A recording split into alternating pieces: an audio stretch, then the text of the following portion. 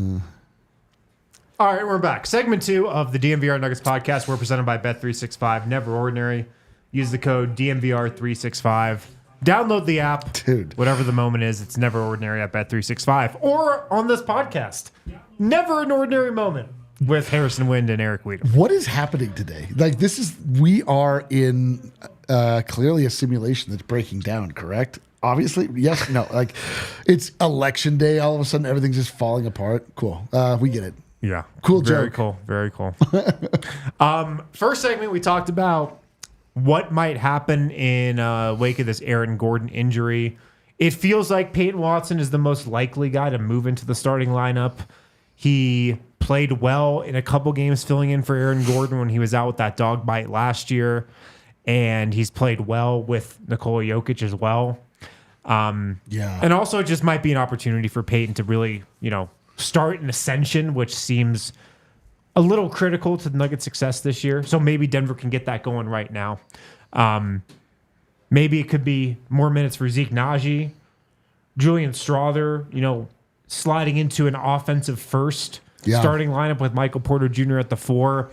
And we can even shift a little into our hangover takes from last night. Hunter Tyson, 15 minutes. He's probably in line for a little more minutes as well. Yeah. Are you liking this Hunter Tyson experience, or what's kind of your feeling on it? Of course, man. I really want Hunter Tyson to succeed. Mm-hmm. He looked great. I cannot believe how often I reference Summer League, but I'm going to do it again. Okay, I don't mind. He was great in summer. Like, he was one of the best, 5 players in Summer League, not this year, but the year before. And he earned that. He was confident. He made a lot of shots. I expected more of him last year, but that was stupid. I don't know why I expected that, but I know that he can shoot the basketball. He just hasn't really shown it yet. And that, to me, is just a clear sign of nerves. He just doesn't totally feel comfortable playing his game yet at the NBA level, which you completely understand. So, this is another guy that Calvin Booth felt strongly about after drafting to immediately issue him a contract. Mm-hmm.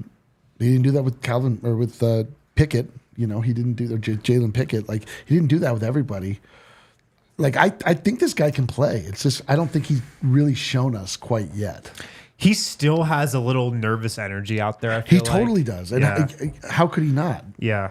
And I do wonder if, and Michael Malone had the comment last night that he's getting more technical fouls than Rasheed Wallace, or he's going to break Rasheed Wallace's technical foul record. I wonder if a sign of him getting more comfortable is picking up technical fouls. Totally. Just getting angry. Yeah. Like, that's the real Hunter Tyson, and we're finally seeing that now that he's playing a little bit. Couldn't you imagine, and not just because it's the white guy thing, but couldn't you imagine Hunter Tyson playing like Grady Dick at some point, like at his zenith? I mean, Grady's probably a little quicker, maybe, but like that kind of player doesn't seem so far away from what Hunter Tyson can be. I think Grady Dick is going to be a better player, but like in that mold. Yeah, just like the type of no doubt shooter who's looking to fire every time he gets it, coming off a screen, quick catch and shoot type stuff. Absolutely. Yeah. Like, I think that's in him. So there is something to be said about this spate of injuries happening so early in the season when the Nuggets are already trying to find themselves, that you could really spin in a very positive way if you wanted to, and I'm about to, which is all of these guys are getting real minutes. All of these guys are getting an opportunity to showcase what they have, and these are not just like guys. They're not just like random free agents. It's not like you just brought in Keita Bates-Diop. We have that in shots fired. We have that in Dario Saric. Yeah. But we are a team full of young guys that we have given, like, the front office has shown faith in. And so I'm not like, I want them to succeed. If they succeed, that is the genesis of the concept of Project Dynasty. If these guys are good, like, the Nuggets will be a dynasty. If not, they're not. And it's good that they're getting these kind of minutes. And like, we'll see what happens. But even if it goes disastrously, the Nuggets still have enough time in the season to turn it around if they had to. Right. Also, I like that point by Matt Powell in the chat there. Tyson plays super hard. Yes. Which is one of the key traits to playing with Jokic. I agree. He does play hard. He's also a guy, it's so funny, there are guys who no matter how hard they're playing. Some guys just always look like they're playing hard, Yeah. like Hunter Tyson, I think is one of these guys. Some guys, Michael Porter Jr., never look like they're playing hard, no matter how hard they're playing. Oh, God, who looks like he's playing the hardest all the time? The guy on the Lakers, the white guy on the Lakers. Reeves. Yeah. With his hair flopping all around. Yeah. Did you see him complain about that one call last night? He threw like a LeBron against the Celtics. We're going to lose sleep over this as refs fit over a what he thought was a missed foul call that was clearly just out of bounds off him last night. Oh, my God. When they lost the Pistons. He definitely looks to be playing the Who hardest. are some of the other guys that look like they play the hardest? I was trying to think about this. I think a lot of it has to do with hair. Like, if you have, because Hunter Tyson, I think, has that going for him. He's got, not as floppy a hair as Reeves, but in that same realm. Yeah. I do think Maxey looks like he's playing hard because he is. That guy plays so goddamn hard. Yeah, I'd agree. But yeah, the top guys that just look like they're playing hard. Yeah. But like Michael Porter has like negative I'm playing hard energy. Even though he does play hard. It's not the same. It's unbelievable. So Hunter Tyson, I'm sure, is in line for some more run here. In terms of hangover takes, what else do you have from last night's game that's still with you? I was just alluding. I mean, I've said it a couple times already. I really just saw the Nuggets change who they are. You're really excited about this. Yeah. This opportunity that Denver has to find out more about these guys right now. But I'm more excited that it looks like they might use them in a way that is just like traditional teams in Denver have won by running them, and they're such good athletes that running that squad, like having them play in a way that's trying to mirror like Nikola Jokic with, putting Dario Saric up top and everybody spread out. It's 5 out. And then, we're trying to figure out the play and run the cuts. Like, okay, fine. They're not, that hasn't been going well for this group of players, but like just running out there and like just diving. I mean, there's so much chaos that can happen. And then players like Julian Strawther can come up from behind, knock down transition threes. I mean, I just saw a lot of like really interesting stuff that got me excited, and it reminded me what it was like when I first started watching the Nuggets. Right. Before they had, real championship or bust expectations. Yes, and before they had Nikola Jokic, who plays in the most unique style of anyone in the world. Yeah. So it to me, I'm like, oh my God, what if you can combine these two super successful eras of Denver Nuggets basketball, and you get both the Jokic side and the run you out of the gym side? I'm like so excited. To that point, I think one of those reasons you should be excited is Michael Malone closing with Julian Strawther over Russell Westbrook. Yeah. And that was something we were wondering in real time. Is Russ going to close this game, or are they going to stick with Julian in this lineup that seems like it's really working? And mind you, that was with Russell Westbrook having what I thought was a good Russell Westbrook game last night. Well, but like what happened is that Russ was then put in the very last moment of the game to cover for defense, yeah. Yes, they were saying like, oh my God, we have to score. Russ is not the guy to score, but Russ is a guy you bring in when it's like, we absolutely have to lock down RJ Barrett, which I don't know if you rewatched that play at all. I have, yeah. He was on him. He was on him, yeah. That was white on rice. Like everything on everything. That was incredible defense. And in real time, I thought he got him on the elbow. I don't know if he did or not, but regardless, whatever happened pre-shot was so impressive by Russell Westbrook. But that's nice that Michael Malone is doing that. He's being a lot more active. And I just thought Malone played it perfectly. He really is, yeah. Trading offense for defense, and this is now not a set it and forget it lineup like he's had for a while. He's like really got to figure things out on the fly. So we're gonna find out a lot about like how Michael Malone's strategic chops have been, progressing over these years in this next little stretch. We might find out, a lot about this with Aaron Gordon out for a couple weeks here and how the rotation shifts around that. But just in terms of backup center right now, DeAndre Jordan's played these last couple games. He feels like a option at backup center. Zeke Naji played last night. Dario Saric, even though Zeke Naji played more 4 last night, Dario Saric has not played these last couple of games. Where do you see the backup center position going, or where do you think it should go right now? I think it's got to just be fluid. I think Yeah, it really I has agree to with be. You can't just say this guy's our backup center. It's like really got to be some amalgamation of DeAndre Jordan, like exactly like they've been doing. There's a big body guy, so we got to throw DeAndre out there, or we've got a little bit more of a finesse type of situation. So Zeke Naji is in there. I'm curious when we finally see Vlatko come back, how that will affect things, but. I feel like Dario's out, especially the way that if they want to push the pace, like there's no possible role for Dario in that. Well, especially on that second unit. That's and what I'm like saying. that's when the second unit can be at its best. Of course, you need Jamal Murray starting and then Westbrook with It the might not be a bench. terrible idea for them to start Dario Saric. We didn't even think about that. I did a little bit, but I didn't even think to say it. But it wouldn't be it would actually be a great fit for him. Well, not defensively. No, but he and Jokic could at least like clog the paint together, and They could do that, yeah. he can shoot. Jokic can get the ball to him, and that guy, he just can't play with that backup unit. He's been a terrible fit so far. Terrible. Yeah. So, Sarge with Jokic, defensively, it'd be awful. I don't think they'd stop anybody. Offensively, it could be fine. And if you do play him a couple minutes there, I don't think this is a real solution. But if you did play him a couple minutes there, I do think what it would do is give Dario Saric a little more confidence. Definitely. It would get him a couple easy buckets. It would get his confidence back up to a level of okay, you're still a guy for us. Totally. And it's not there right now. I mean, how could it be? Yeah. It's been disastrous. Yeah. So I think we'll definitely hear from Saric again soonish. I don't think he's done by any means. He can't be done if you're paying him $6 million on the MLE this year with a that's what player you option think. for next year. Oh my God. But I'm cool with a rotating cast there as well. It's gonna have to be. I'm cool with that right now. That's gonna be even not just for now. That's gonna be the whole season. I feel like. Yeah. My final hangover take, the free throws. This is a big storyline for the Nuggets right now. Did you know that the Nuggets are currently averaging 29 free throw attempts per game? Do you know where that ranks in the NBA?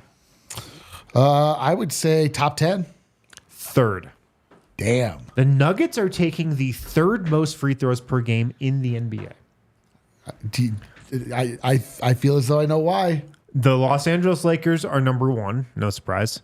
This is a little surprising. The Philadelphia 76ers, the 1-5 76ers, are attempting the second most free throw attempts per Without game. Joel Embiid. Think about that.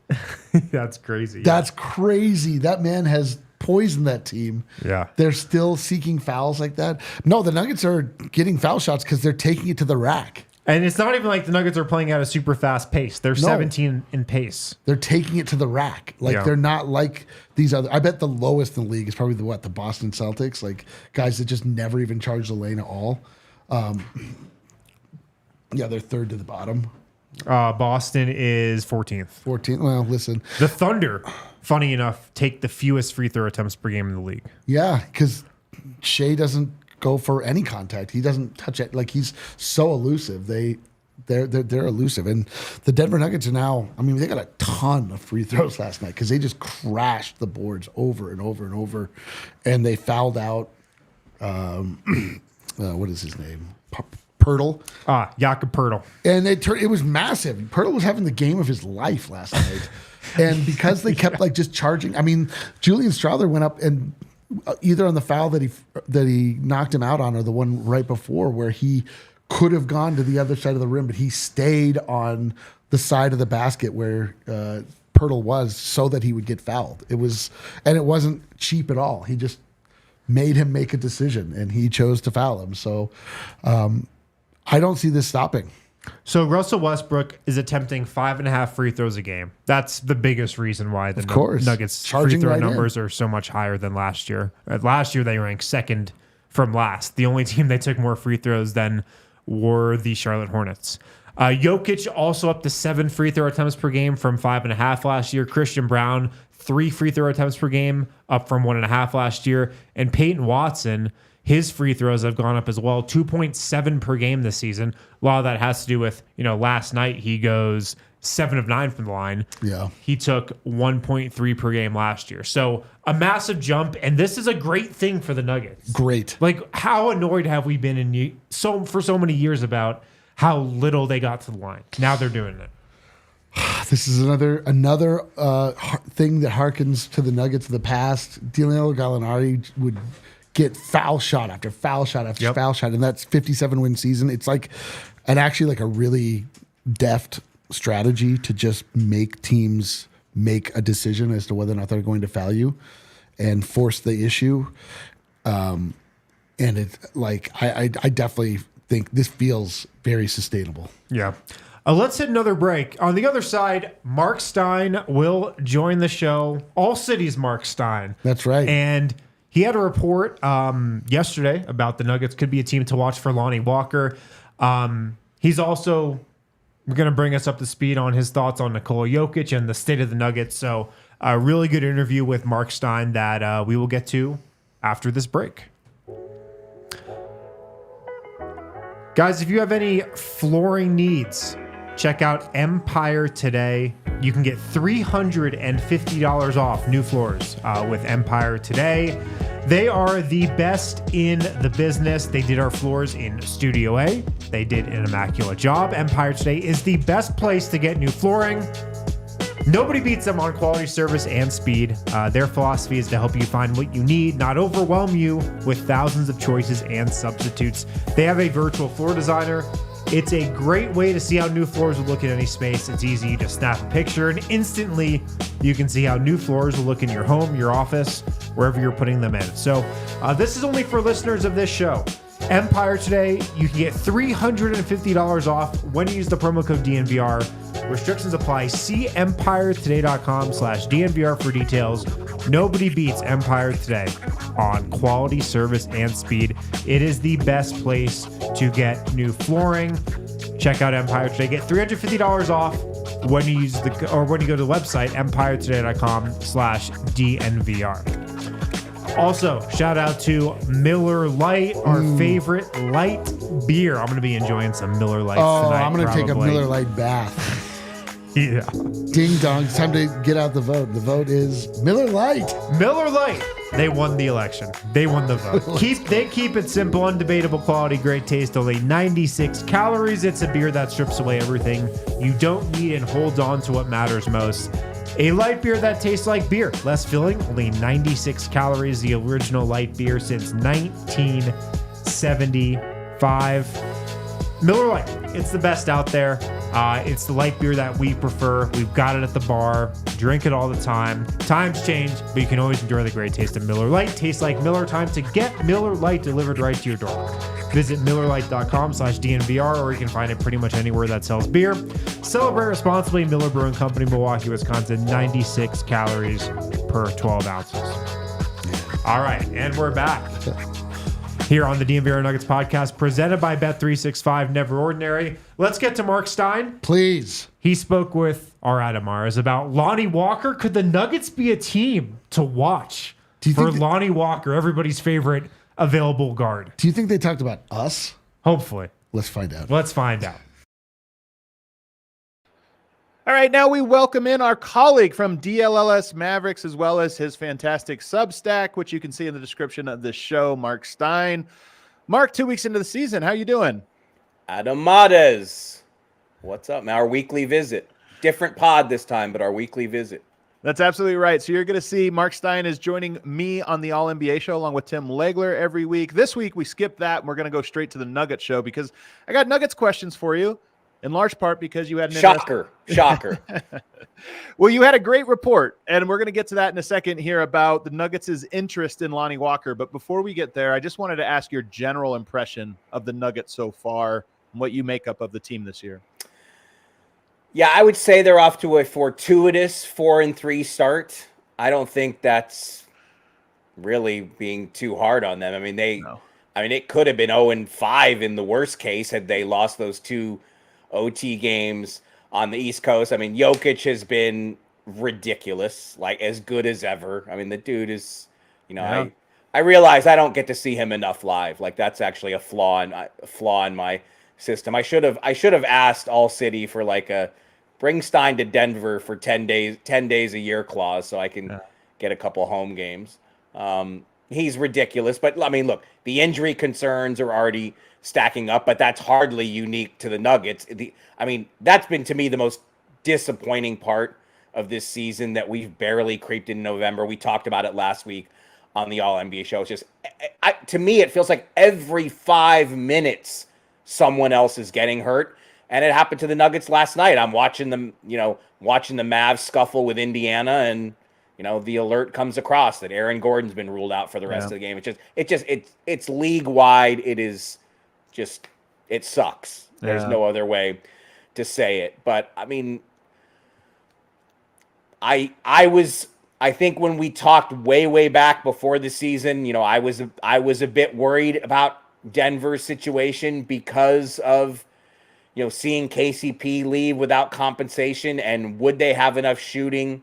I'm a Russell Westbrook fan. I want to see this not alone there, that, yes, he can bring juice to this. With Murray off to a slow start even before the concussion, now a Gordon concern, MPJ has not exactly been lights out yet. I would say, I'm worried about Adam Mades. I mean, I can't say it's at the top. It's not at the top of my worry list, but like you're on there somewhere. I like it. You're not a fan of the Nuggets. You don't care there, but you're concerned for me. I appreciate it. You live every dribble with these guys. You tell me. Yeah. So here's what I would tell you. If you look at the standings, no team has separated. I mean, actually, that's not true. The Oklahoma City Thunder have separated.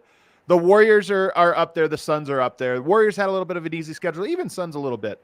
Every other team in the Western Conference is within a game of each other. So I look at it and go, and it's funny. I'm going to put on my Nuggets glasses. You keep on your regular, objective glasses there. But I'm going to put on my Nuggets glasses and say, yes, they are lucky to have gotten some of these wins because their wins are by the skin of their teeth. But at the same time, I go, the Nuggets have to build something, and there's something to pulling out those close games, and nobody looks good right now. So banking wins is important. And I look at that and I go, the Nuggets have not looked good. They have not inspired confidence with their play. But at the same time, they're 4-3. They could be actually 5-2. They barely lost to the Clippers, in their second game of the season. So I look at that and I go, they did the important thing, which was bank the wins. They need to play better for us to feel confident in them, but they're 4-3. A lot of teams are 4-3. I think that's not bad.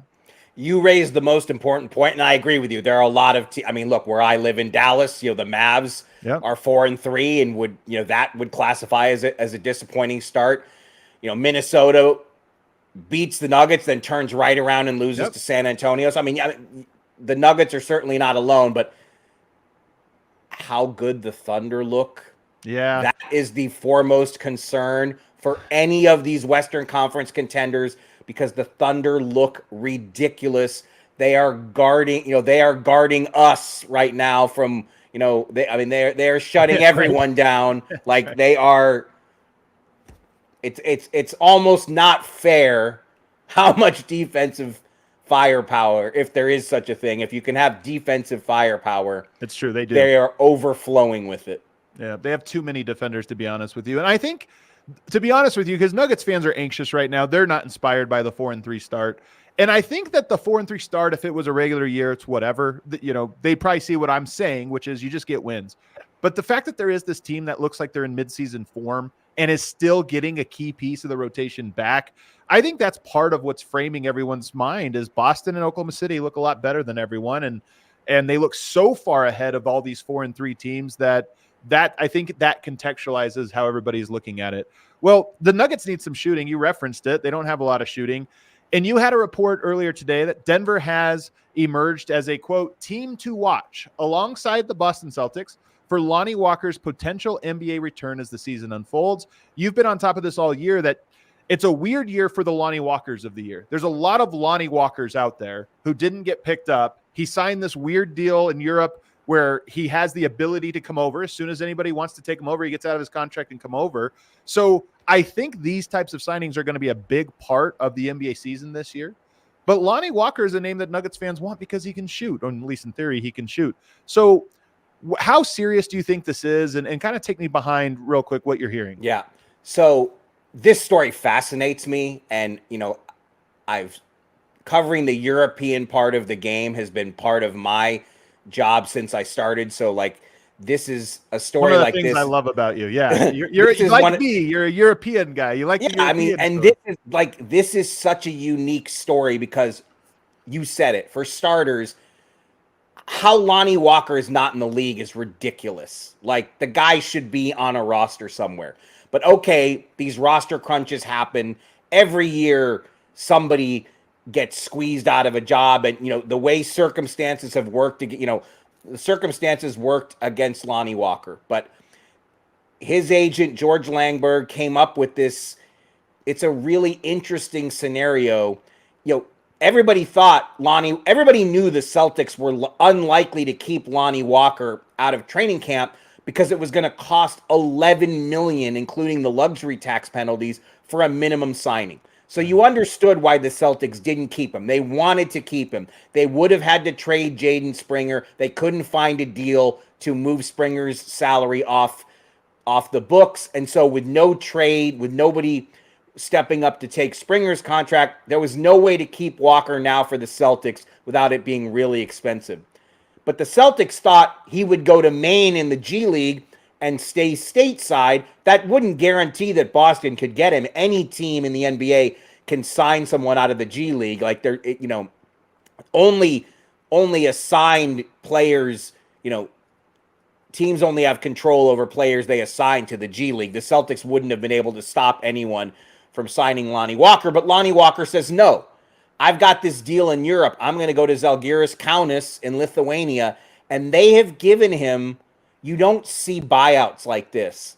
For $450K, any NBA team can bring Walker back tomorrow. And this buyout is from now. Walker just got to Lithuania, so he just joined his new team. But the buyout runs from, as we speak, through February 18th, which is almost 2 weeks past the trade deadline. So he's there. He's decided to leave the country, but he's playing, EuroLeague basketball is the second best competition in the world in terms of team competition. The stakes are way higher than they are in the G League. You know what the crowds are like. The crowds are insane over there. So if Walker plays well over there, it's going to catch people's eye here more than just going to the main Celtics and waiting for a 10-day call-up. And what I reported yesterday, what I was told, Real Madrid and Maccabi Tel Aviv, two of the more established EuroLeague powers, they wanted Walker too, but the team in Lithuania was willing to give him this buyout where he could leave at any time. And typically, the best teams in Europe don't want that. They don't want to give a player the option that he could just leave them tomorrow, in a month, in February, whenever it is. But I give props to Žalgiris Kaunas, and I wish I was saying it more properly, but my Lithuanian pronunciation is subpar. It's tough. I like what they've done to say, you know what? Okay, it wouldn't be ideal if we lose Walker in 2 weeks or a month or whatever it is, but let's get him here. This is a huge signing for them, and it's probably the best NBA player that they've ever brought in terms of a 25-year-old American. I mean, Walker scored 10 points a game last season, shot 38% on threes. So, I mean, that's a huge signing for Žalgiris, and it's again, I think NBA teams are going to be watching it closely. And then the part of this long-winded thing I'm running through with you, I was told that Denver is a team to watch, that the Nuggets are monitoring this. Now, all the Nuggets can do is offer him a minimum. They'd also have to create the roster space to do it. But the Nuggets were mentioned to me along with the Celtics as, at this point, as the two teams most closely monitoring Walker and, would like to bring him back. Will it happen? I don't know. Again, the Nuggets would have to make a roster move, and it's for the Celtics. In the Celtics case, I think the Celtics would have loved to have him, but for the Celtics, they're going to have to create more flexibility in terms of luxury tax, and that's something obviously Denver has to think about as well. But I think we're going to see Walker back in the NBA this season at some point. I can't tell you today when that will be. But like I said, this is the kind of international tale that I love. Yeah, well, what's you just said the last part, so maybe you answered that you don't know when it'll be, but is there a sense for you, not even with this specific deal, but around the league, usually you think, okay, all the action happens in February, right around the deadline, and teams move. And he has that deadline, obviously, you said the 18th. But is there a sense that this could be quicker? I mean, Denver needs shooting, and this might be a thing where they only get 10, 15 games into the season and say, this isn't going to last. We need shooting, and we move quick on this. I mean, not yet, because he literally just got there. But, right. But because of the buyout, people will be talking about this. Any team that has a backcourt need, Lonnie Walker remains in contention for it because you can buy him out. Now, again, it is a $450K buyout too. That's not nickels. That is a substantial number. Oh, this is the Cronkies too. I mean, that might be an insurmountable amount. But again, like, to me, the question, like, I'm wondering now, and you mentioned it as well, you know, we have talked about this as well, how we've seen that more than 10 teams have kept the 15th spot open. They're using all their two ways, but they have rosters of 13 or 14 typically. You have rosters of, not 13, that was wrong. Rosters of 14, but 14 rather than 15. Right. And because, you know, again, even a 50 roster spots have never been more precious in the NBA than they are now because of the luxury tax aprons. But, you know, I think the team in Lithuania, you know, by showing the kind of flexibility we don't typically see and showing this willingness that we will take Walker under any circumstances we have to get a player of that quality on our team, it does make me wonder, will we see more guys try to do this? And will teams in Europe start to show more flexibility? Will they be willing to because look, if Walker leaves in 2 weeks or a month, it's going to be hugely disruptive to their team. Like they want him, they need him. They're hoping to keep him all year. They're hoping that the NBA doesn't come calling. But I think that's something interesting too. Will this have any influence on how European teams approach these buyouts in hopes of getting better players to go there?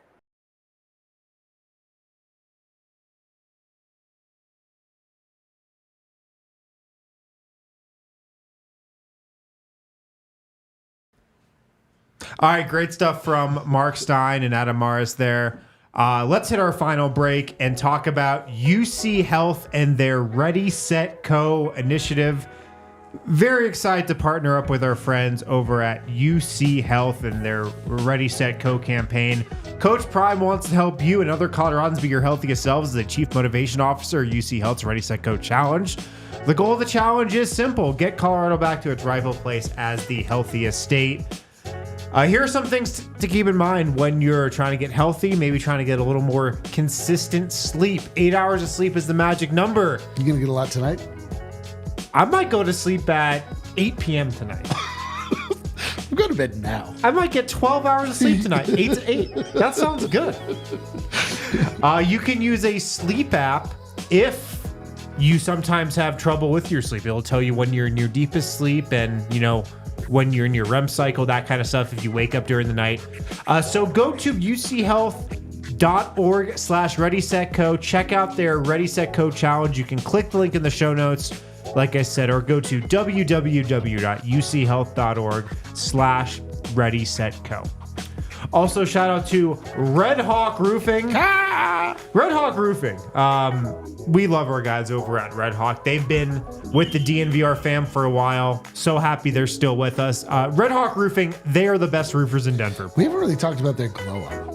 I was trying not to talk about it because what a glow up. I know they are really. They're the official roofing partners of the Nuggets now. Nice. Are we a cedar program to be like if you? I said a couple weeks ago. I feel like they're cheating on us. I mean, I'm very happy for Red Hawk's success, but this should give anyone who wants to achieve the levels of Red Hawk Roofing, please. That is a good get point. in touch with DNVR. You could have a similar glow up. Yes. Yeah.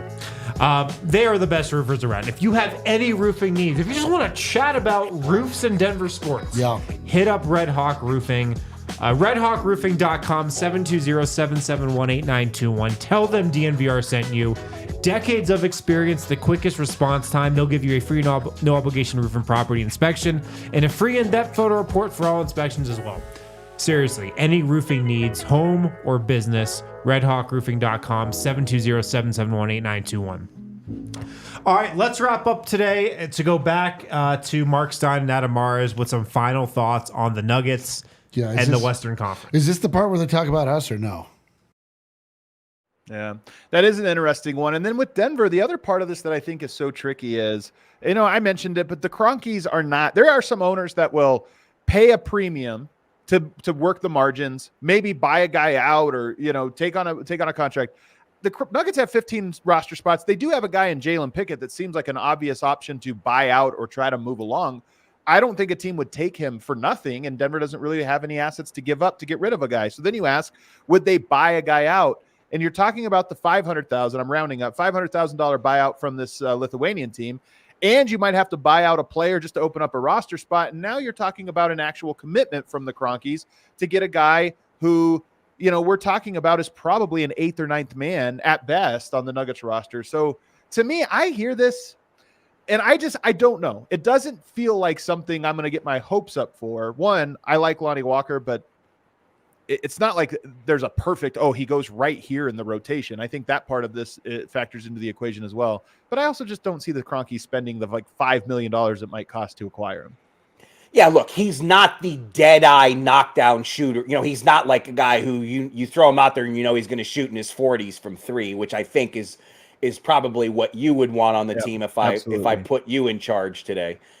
But look, this all goes back to Jokic to me, and I know we've covered this ground before as well, but on Sunday, I wrote more than 2,000 words about this. Talk about fascinating. You have Giannis Antetokounmpo and Nikola Jokic. We're talking 2 of the 3 best players in the world. They've won 5 of the last 6 MVPs. Within the last 4 years, they've both led their unfancied teams to championships. The combined wait for those franchises to win it all was almost 100 years. And Giannis and Jokic are the guys who took their team and ended those interminable waits for a title. But we talk about their futures so differently. Now, Giannis has given, he gave that interview to the New York Times in August 2023 when he basically said, I love Milwaukee. The Bucks will forever be my team, but winning another championship is more important than staying with one team. And the minute Giannis said that, from that moment, he can sign a contract extension.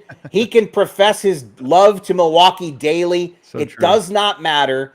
The rest of the league is just asking the question. It's not media scoundrels. We're getting this from the people we talk to. The question is being asked hourly in the NBA, if not more often. Is Giannis going to ask out? The Bucks are 1-6. Oh my God, when is Giannis going to force his way out of there?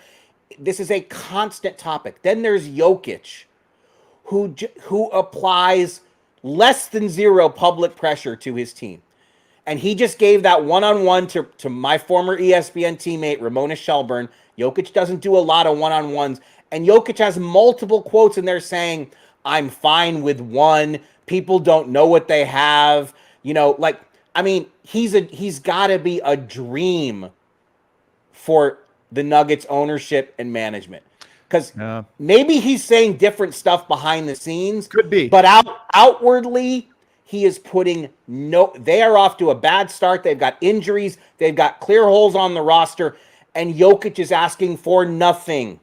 All right. And it's a huge gift. And you pray that the Kroenkes don't take advantage of that, because you say it's a blessing to have that player, but at the same time, that's almost, hey, well then we don't have the pressure. You hope they feel the pressure. Look, me from more than 1,000 miles away, it does feel like that. It does feel like that. They don't feel the urgency from their superstar, and it enables them to run the team the way we see it run. Yeah. real quickly, the Jokic, you're right outwardly, but the body language lately does have me a little concerned because he looks frustrated. And I think not frustrated as in I'm going to leave, but I don't know that this season has been fun for him so far. He's carrying a lot, and it's the second week of the season. And he's doing a lot early. It's a lot. It's a concern. Well, real quick, because we only got about 2 minutes here, but I want to ask you about the Dallas Mavericks. They really only have one good win. I mean, like the Nuggets, you go through the list, you go, okay, where are the good wins? They beat Minnesota. They've lost 2 of the 3 games to start their 5-game homestand to Houston and to the Pacers. 15th in offense, 8th in defense. Well, what's going on with them? Is there also a little uncomfortableness with them and how they've started this season? Yeah, no question. I mean, outside of the second half in Minneapolis, we haven't seen the Mavs team we thought we were going to see. And this is the kind of team that because of the presence of Luka Doncic and the way he meshed last season with Kyrie Irving, you never expect the Mavs to be outside the top 5 in offensive rating ever. Right. Even when they're struggling, okay, they're 6th, they're 7th. Like 15th is jarring. Yeah. And just look, Luka Doncic did not have a training camp, but they've played 7 games now. They've had much more than the equivalent of a training camp. And I think Klay Thompson has done very well, fitting in and providing the shooting for the most part that they were hoping for. Najee Marshall just had the best game he's had as a Maverick, and his addition was a huge part. But look, they have struggled now against 3 centers, and Miles Turner always comes into Dallas and he's really from this area, and Miles Turner is a problem every time the Mavs play the Pacers. Rick Carlisle looks like Paul Westhead, and the Pacers are ringing up 130 something, and the Mavs just couldn't keep up with the pace. Now the Mavericks didn't have Derek Lively last night, and that was a big issue for them. But yeah, it has not been a great start for a team with also very, very high expectations. And look, there are reasons for it for sure. And, just like the Nuggets, I think the Mavericks could point to an injury here and there. Last night was the second night. Last night was the second night of a back-to-back. Indiana's probably the last team you want to see. That's a good point. On the second night of a back-to-back when they have the rest advantage because of the pace at which Indiana plays. But I would submit, much like Denver, the biggest issue probably for the Mavericks right now is how good Oklahoma City looks. That's got to be the most alarming thing. That Oklahoma, we haven't even seen Hartenstein yet. Yeah. And they just look lights out. Well, the Mavericks and Nuggets play each other twice in the next 2 weeks, both times in Denver. The first one will be on Sunday, and that'll be kind of a big game because, like I said, the teams haven't separated in the middle of the pack yet, but you'll start to see it. Over the next 2 weeks, one of those teams is going to just slowly grab a game or 2 lead on everybody, and that game will go a long way with the Denver-Dallas, who I think we all kind of expect to be one of the more likely teams to elevate into the top 4. So that'll be a good early season bellwether for both teams. Marc Stein, great stuff as always. You guys can catch him over on the DLLS Mavericks podcast. That's right. He is on there 4 times a week doing post-game shows and podcasts. He's also on the All-NBA show once a week. And you'll also start seeing him around the network in Phoenix, in Dallas, in Philadelphia, and in Chicago. Marc, thanks so much for joining me. Sounds good. We'll catch up soon. We all silly like the mayor.